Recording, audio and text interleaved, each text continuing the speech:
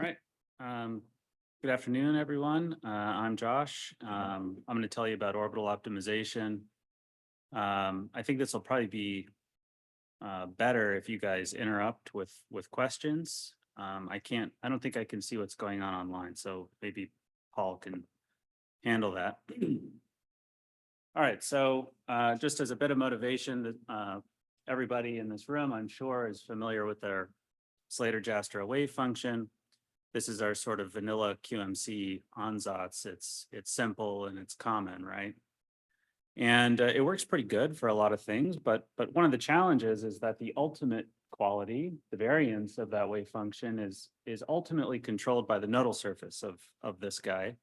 And that's essentially set by these phi's here, the single particle orbitals inside the determinant, right? So there's always a challenge, especially when you're thinking about problems where DFT, I work on solids, so to me these phi's come from DFT, from like espresso or something. So it's a real challenge to think about how to do good QMC calculations on materials where PBE is going to give you the wrong answer, right? And so orbital optimization is a technique to improve this wave function, and in the end pay essentially no performance cost in the production calculation, right? There's a larger optimization that you have to do, so you got to pay for that, I suppose. But it's when you're doing like DMC, there's very little performance cost to doing this. So this is really nice. So the key idea here is that we're going to build a determinant not out of some bare set of single particle orbitals or SPOs, but rather some transformed set here on the left in blue, some rotated orbital set, where this rotation, this transformation is governed by this unitary matrix U here, right? So this is a fairly well-known technique in the literature. And so we're using a lot of sort of tried and true techniques to do this. And the essence of how it works in QMCPACK is that we build this anti-Hermitian matrix kappa, right? This object called kappa. And it turns out that if you build a matrix kappa that has this property of being anti-Hermitian, which is this property here, kappa dagger, or kappa equals the minus of kappa dagger, then E to that matrix is guaranteed to be unitary. So that's kind of slick. All right, and the elements of this kappa matrix that I just mentioned are related to single excitations, right? So what you're doing when you're doing orbital optimization is you have a little variational parameter sticking out in front of this, this operator here, and you build up a big matrix, right? And the elements, a subset of the elements of that matrix are treated as variational parameters, right? So this EIJ guy here, this operator is like a single excitation operator here, right? So the way that you read this is that you're exciting from some occupied orbital J into some unoccupied orbital I. And so that implies that there's some structure to this kappa object, right? So if you imagine your kappa matrix here as being, n orbs by n orbs, where n orbs now is very large and includes occupied plus virtual orbitals, this upper right portion of the matrix, which has size number of electrons times number of virtuals, is the number of variational parameters now in your orbital optimization. So for a fixed number of electrons, as you add more virtuals, you're adding more variational freedom into the optimization here. And then, of course, this guy, in order to satisfy that nice property of being anti-Hermitian, gets filled in automatically here, right? So the take home here is that if you're doing orbital optimization, the number of variational parameters goes like the number of electrons times the number of virtuals, right? So more virtuals, more parameters for a fixed problem size, electron size. Okay, now when we do a wave function optimization, it's not just one and done, right? We have like an iterative method where you're doing VMC, calculating derivatives, changing the parameters, and doing like accept reject, right? And you're going to do that many, many, many times. So there's kind of two ways to keep track of what the net rotation is that brings you from the bare unrotated SPOs that you started with to some optimized set of orbitals, right? The net transformation, right? So there are two ways that we do this in the code, and you can select which way you want the code to go. We call these the history or the global schemes, right? And the challenge here is that these kappa matrices don't commute in general.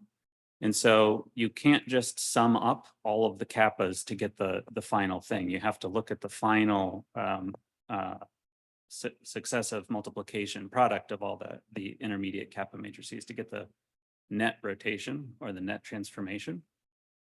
So this history method that I mentioned on the left here is just a list that lives in a big H5 file of all of the little kappa matrices that take you, so first, second, third. And what'll happen when you tell the code to use this scheme is as it optimizes, it just dumps those parameters at every step. And then when you restart, it will load in the first one, do the transformation, load in the second one, do the transformation, all the way through the list to get used to the net transformation. And then it'll go do VMC and DMC just like normal.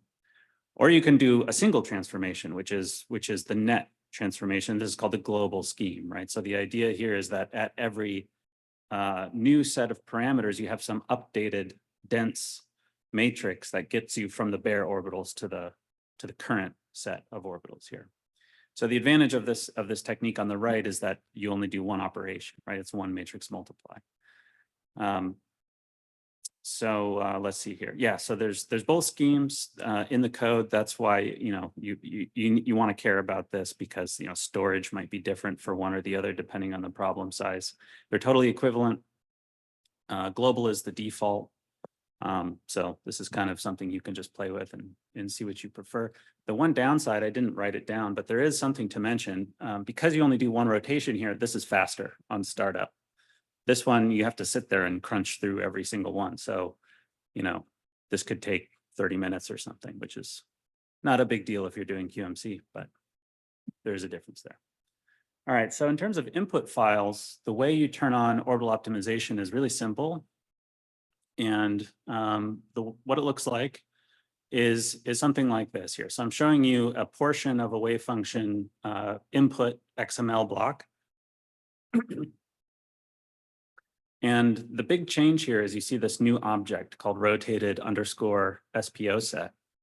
And all that guy does is it wraps a normal SPO set, right? So just like the physical picture where you have some bare set of orbitals, you're going to do a transformation. The input kind of is supposed to paint a similar picture here. So we're generating this thing called a rotated SPO set. Notice it has its own name, ROT _ SPO up.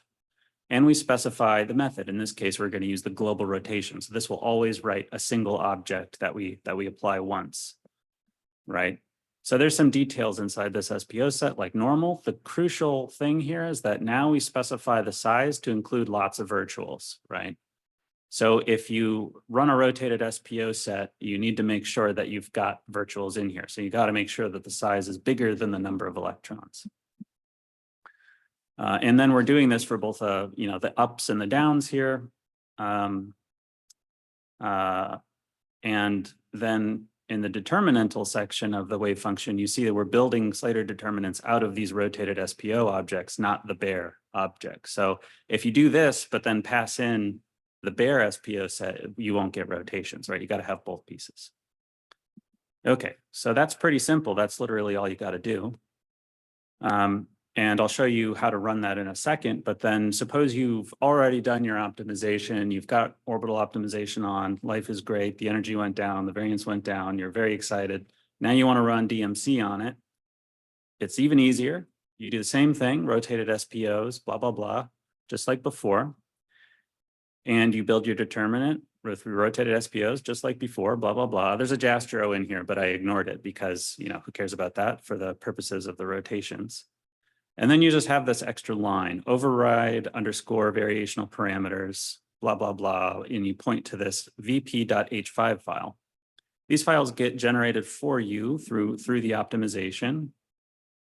And so all you got to do is load this guy in, right? So you want to make sure that this path gets updated. In this case, this is going to load in this particular set of variational parameters. And you know that it's working in the code because you'll build, now we're looking at a QMCPACK output file. So you look at the code and it builds a determinant, and it's going to spray a bunch of parameters at you, and they'll all be 0. But it'll tell you, oh, I'm using the global rotation here, right? So you can check to make sure that it's working, and you'll see parameters in your wave function called, name of the orbital set, in this case, rot underscore SPO up, blah, blah, blah. And there'll be one for down as well. And then after it does all of that, it'll say, if you're running a production calculation and you're loading in one of these VP files, it'll say reading variational parameters from wherever you pointed it to here, right? And so that's how you'll know. And of course, the energy will be lower for this wave function. That's how you know that it's working, right? Okay, so that was a sort of whirlwind tour of Orbopt, but it's pretty straightforward in terms of how to turn it on in the code. I think at this point, I'll ask if anyone has any high-level questions, and then we'll go into the actual hands-on part. Yeah, Shiv.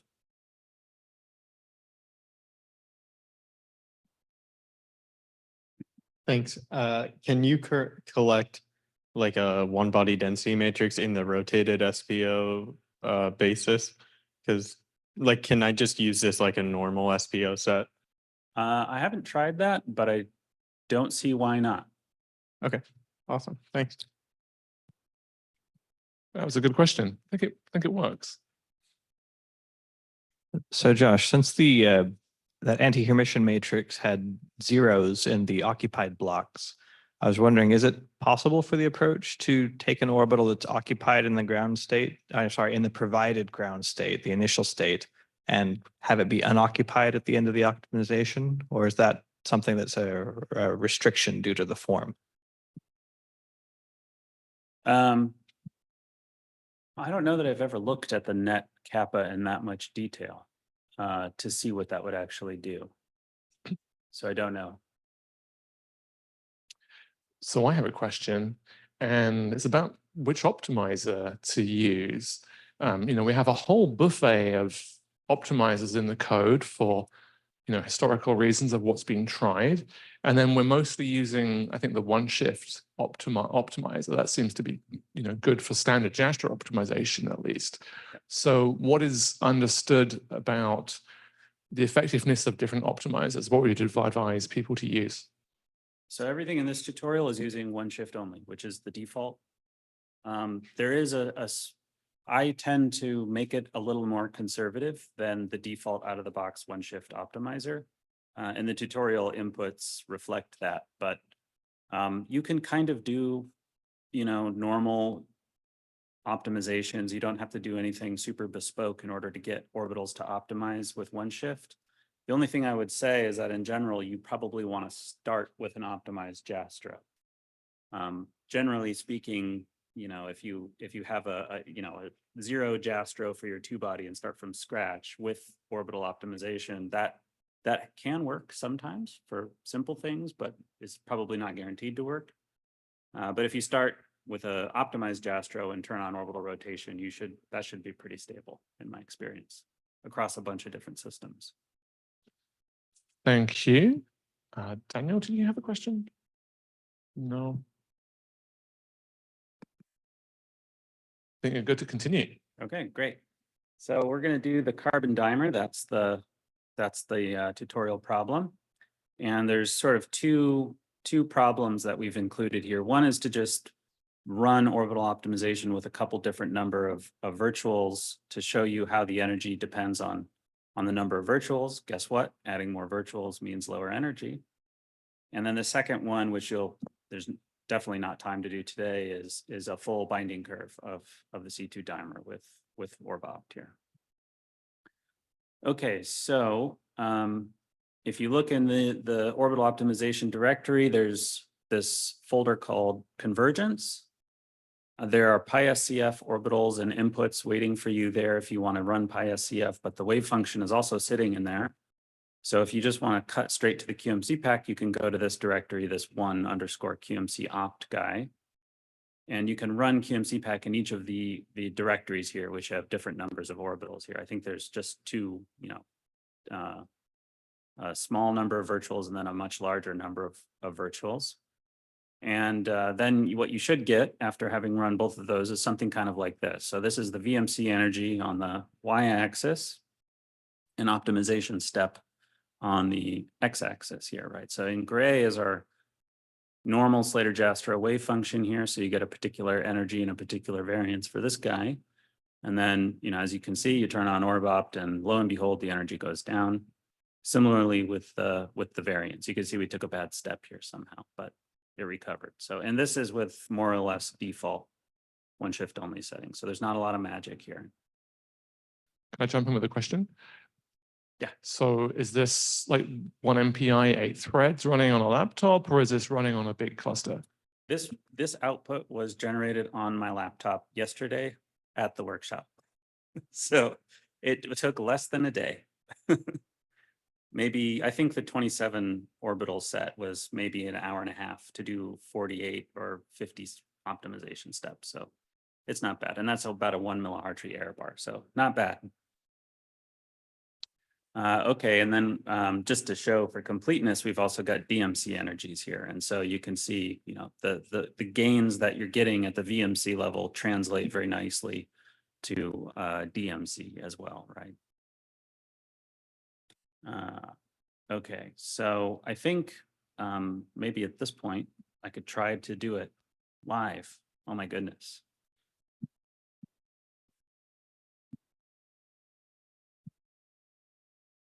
So let's go in here. Hopefully you guys can see my terminal.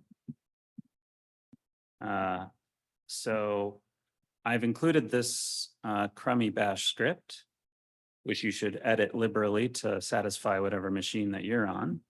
But here I'm going to run this on my laptop, and I have a modern Mac M1 laptop. So someone asked about ARM before. This is QMCPACK on my ARM laptop. Works fine. I just have Homebrew to get a good compiler. Okay, so here's my directory. You can see I'm using 3.17. So this is like in the code. You don't need cutting, bleeding edge QMCPACK develop in order to get access to this, at least for LCAOs or for the real build, I mean.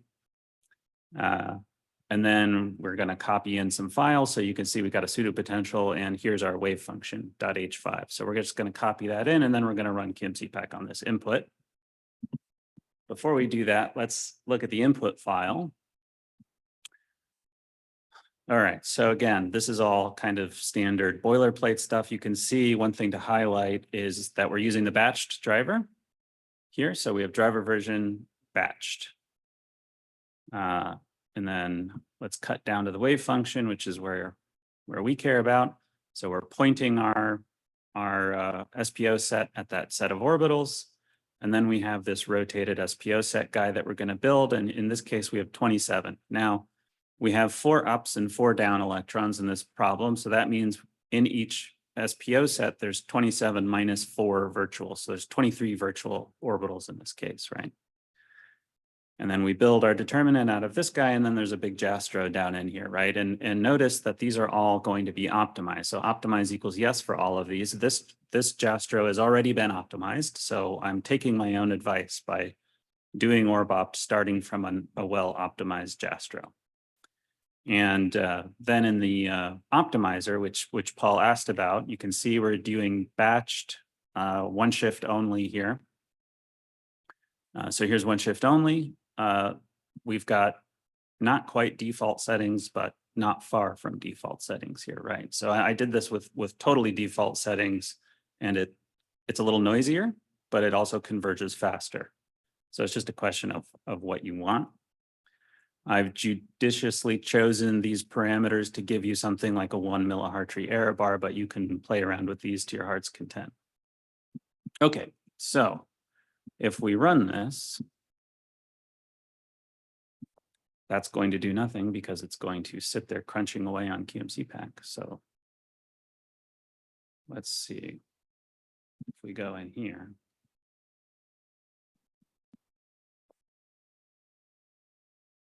Oh, I can't spell.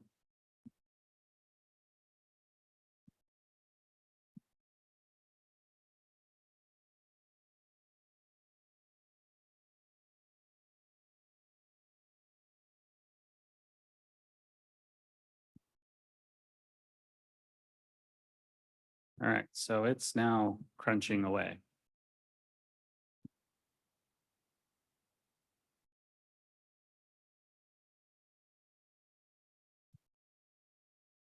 Is it going to be an exciting figure containing a single series of data? Okay, so it started on the next one already and energy's going down. Huzzah. It's working. Yeah, so I wrote this tutorial so that you guys could run it on a laptop. If you want to make it bigger to run on a cluster, you could do that too. Just remember that with the batched optimizer, the way the number of samples isn't fixed. It's the amount of samples per MPI process that's fixed, I think. So if you run this on 32 nodes, you're going to get a very small error bar, but it won't be faster than running it on a single node. So, okay. So I guess we have some time. Does anyone else have questions? Has anyone tried to run it? Yeah.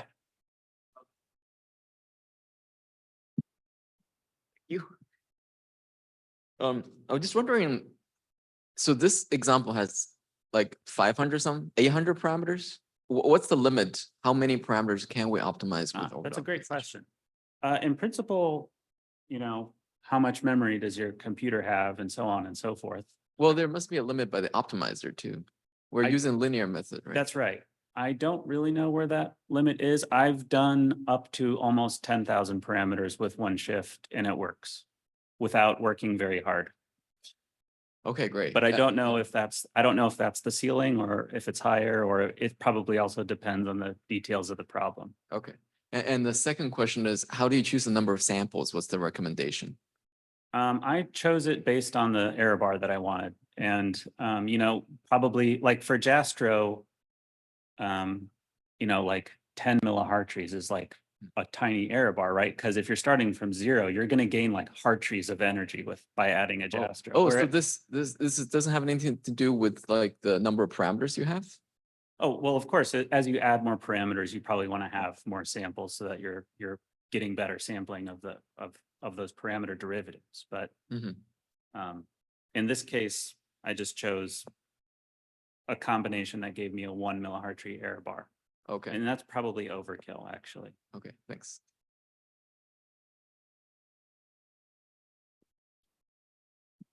And more questions. I certainly have one, but maybe there are. Okay, Ben has a question.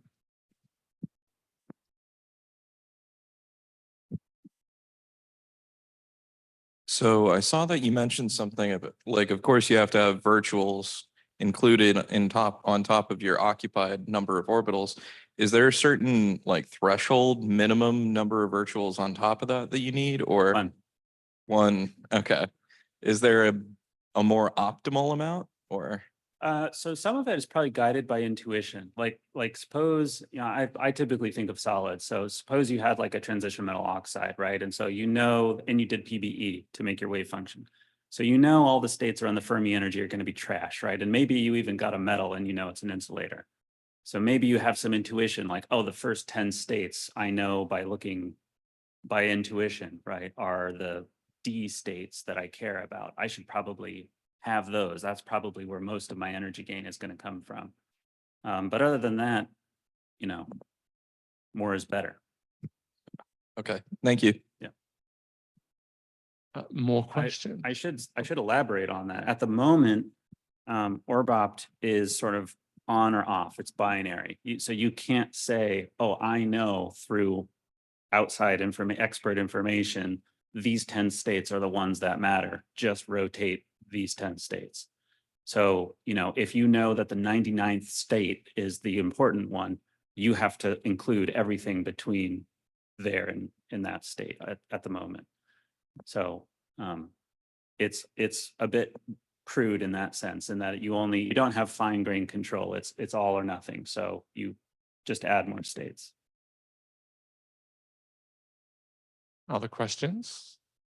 All right, so I have got some sort of logistics questions. So sometimes there are multiple determinants and we have coefficients in front of them. Yes. Does any of this change if we're trying to optimize all of them, or just sort of this recipe just carries through?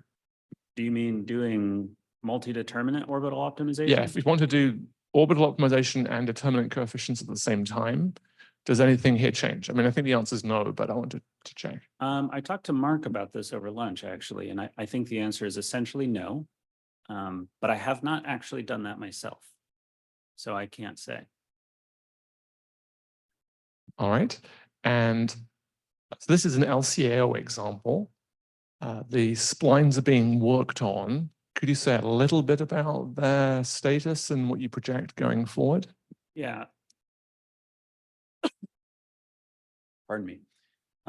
So splines are our current area of work. So we have some things that are sort of running and some things that are less sort of running. So if this is something that's interesting to you and you want to work on, I'd recommend just try to get a hold of one of us, myself or Amanda or Cody probably would be good people to talk to. I don't think plane waves will work. It will not work. You would need a way to do that transformation, and I have not added that, and I don't think anyone else has either. So I haven't tried it, but I would not expect it to work. Paul, could you say a little bit about your interest in plane waves? Yeah, okay. Thank you. Basically, I just want to find a way to generate orbitals for periodic systems without having to go through a main field code. So in principle, you can just use VMC to generate all your orbitals and run you with the JASTRO. So those orbitals will be correlation consistent, and then you run your DMC and you should be able to get much better answers. And yeah. That I think would be doable in practice. You would just need a way to apply a particular transformation to your basis, which now is plane waves instead of, splines or something like that. Or Then you LCAs. have a lot more parameters. So that's what I was Yes, asking about. that would be a parameters. very large number of parameters. So, okay. I think it would also be very slow, I think. But just to follow up on that, right? If you're doing a model system with not too high a cutoff, you can just use the same rotation technique and so on here. So it doesn't necessarily put the parameter count up tremendously. So one could do that. We do keep the plane wave evaluation alive. There's a test that runs every night and every CI and so on to keep that there. But obviously it's quite dusty, so it doesn't have the needed interfaces to do all this, but they're going to look extremely similar to the ones used for splines. So when they were there, someone who was motivated could be inspired by that code and put it in. Energy's still going down.